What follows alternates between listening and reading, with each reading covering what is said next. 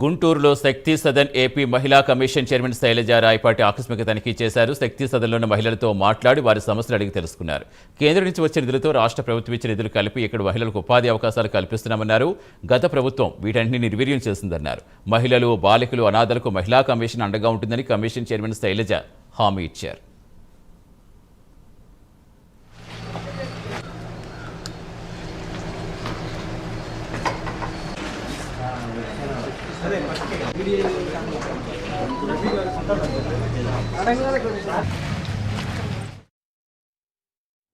AP మహిళా commission చైర్పర్సన్గా నియమించిన తర్వాత ఫస్ట్ విజిట్ శక్తి సదన్స్. ఎందుకంటే అన్యాయానికి గురి కాబడ్డ మహిళలకి ఒక సేఫ్ జోన్ అంటూ కావాలన్నది అప్పుడు గవర్నమెంట్ ఆఫ్ ఇండియా చెప్పింది. ప్రతి స్టేట్ గవర్నమెంట్ కూడా అది ఫాలో అప్ చేస్తుంది.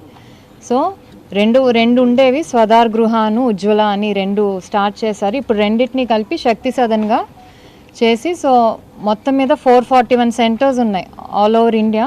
మన జిల్లాల్లో, మన రాష్ట్రంలో 26 సెంటర్స్ ఉన్నాయి. సో అవి ఎలా ఉన్నాయి, బిల్డింగ్స్, సౌకర్యాలు కానివ్వండి, అక్కడ ఏమేమి ఉన్నాయి, ఇన్ఫ్రాస్ట్రక్చర్, అలాగే అక్కడ పనితీరు ఎలా జరుగుతుంది అనేది చూడటానికి వచ్చాము. ఆల్రెడీ నంబూరు ఒకటి విజిట్ చేసాము. నెక్స్ట్ ఇప్పుడు గుంటూరు, నల్లపాళ్ళు ఏదైతే గవర్నమెంట్ నడుపుతుందో అక్కడికి వచ్చాము.